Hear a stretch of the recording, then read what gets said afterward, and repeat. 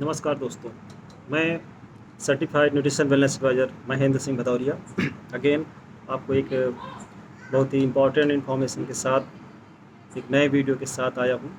और आज का हमारा टॉपिक होगा शुगर, डायबिटिक। जैसा कि हम सभी जानते हैं, इंडिया जो है डायबिटिक कैपिटल है। आखिर ऐसा क्यों हो रहा है कि भारत है ना आयुर्वेद में सर्वश्रेष्ठ था और पूरे वर्ल्ड को इसने जो हेल्थ के बारे में चरक संहिता ऐसे ऐसे शास्त्र अपने पास हैं आयुर्वेद के कि जो दुनिया ले जाके फॉलो करती है, उस पर रिसर्च करती है। और हम आज हमारी जनसंख्या डायबिटिक कैपिटल हम हो रहे हैं। उसका रीजन, उसकी थीम पकड़ते हैं क्या है एक्चुअली। शुगर शुगर क्या है? जब से हम लोग ये रिफाइंड शुगर यूज़ करना शुरू किए हैं और आज से कुछ 30-35 साल के अंदर शुगर बहुत तेज़ी से डेवलप हुई है। तो फ्यूचर में ये प्रेडिक्ट किया जा रहा है कि हर चौथा बंदा शुगर पेशेंट होगा। ठीक है, तो उसके लिए हमारी जो लाइफ स्टाइल है वो मैटर करती है, हमारी डाइट मैटर करती है। तो नॉर्मली होता क्या है कि जब हम लोग कोई खाना खाते हैं तो हमारी बॉडी में जो शुगर होती है वो ग्लूकोज के फॉर्म में एकत्रित हो जाती है और हमें समय समय पे हमारी बॉडी उसको यूज करती रहती है।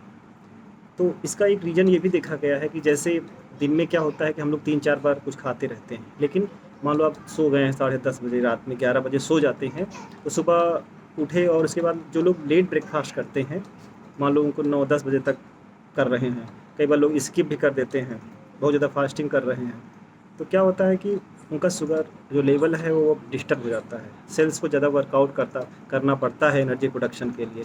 That's why sugar level disbalance होता है। दूसरा क्या है? वेट।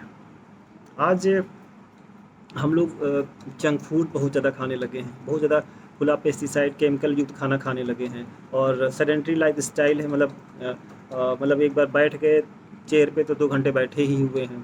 ठीक है, तो इसीलिए हो सकता है आप 1 घंटा जिम करते हो पर डे, ठीक है, बहुत अच्छी बात है। लेकिन अगर आपका जो वर्किंग कल्चर है ऐसा लगातार बैठे ही रहते हैं, बैठ गए तो 2 घंटे चेयर से उठ ही नहीं रहे, तो आपको पता है अगर आप 2 घंटे लगातार चेयर पे बैठे हैं तो 2 सिगरेट के बराबर आपको नुकसान कर रहा है वो। ठीक है, जैसे मोबाइल क्या होता है, कोई भी कंप्यूटर में जब हम उसको यूटिलाइज़ नहीं करते हैं तो वो सेकेंडरी फंक्शन मोड में चला जाता है, स्क्रीन सेवर ऑन हो जाता है और वो जानता है कि अभी इसके फंक्शन कम यूज में है तो कम पावर ड्रा करो आप। वैसे हमारी बॉडी होती है। हो सकता है आप बहुत अच्छा वर्कआउट करते हैं, लेकिन दिन करके आए फिर दिन भर आराम से लेटे हुए हैं, बैठे हुए हैं, बैठ के ऑफिस में लगातार 8-8 घंटे लोग कंप्यूटर पे काम कर रहे हैं, 7-7 घंटे, तो उनको डायबिटिक के लिए ज़्यादा पूर्ण है वो लोग, मतलब उनको ज़्यादा होने के चांस होते हैं। रीज़न क्या है कि 1 घंटा जिम जाने से अच्छा है कि आप है ना, मतलब हर 10 मिनट में एक बार 2 बार बैठिए उठिए बैठिए, बस 2 बार ऐसा कर लीजिए। या फिर अब 2 कदम 3-4 कदम चलिए, 10 कदम चलिए, फिर आके बैठ जाइए। तो एवरी 10 से 15 मिनट में हमेशा कर लेना चाहिए। तो एक जापानी टेक्निक काइज़ेन होती है, वो यही कहती है कि 1000 मील यात्रा 1 कदम से शुरू होती है। यानी कि कोई बड़ा काम, महान काम नहीं होता है। किसी काम को छोटे-छोटे टुकड़ों में तोड़ के हम उसको महान काम को हम कर सकते हैं, मतलब। ठीक है?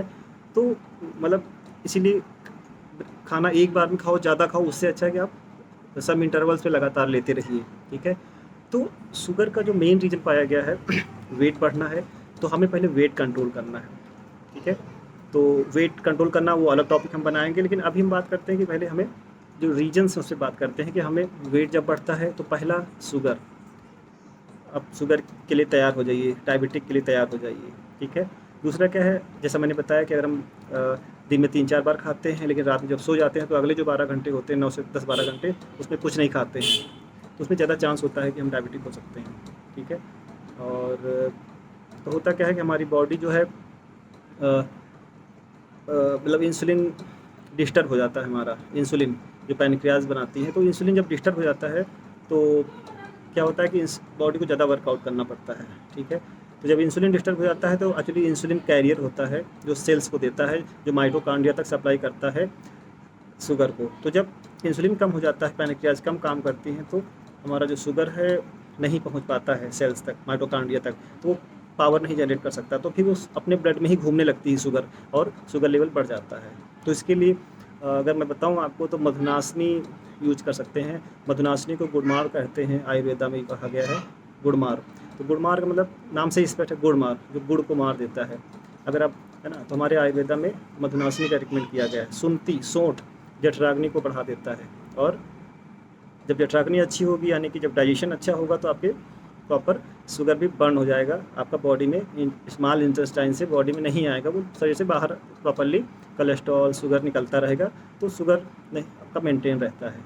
तीसरा है तेज पत्ता, त्वक त्वक दालचीनी जिसे बोलते हैं, ये हमारी धातुओं को बल देता है, मतलब ठीक है, पैनक्रियाज एक्टिविटी को मूवमेंट्स को इंक्रीज़ कर देता है। तो इस तरह से हम शुगर को कंट्रोल कर सकते हैं। बाकी फाइबर डाइट में हमें बढ़ाना चाहिए। फाइबर क्या करता है, शरीर से बाहर निकालता रहता है वेस्ट को, ठीक है।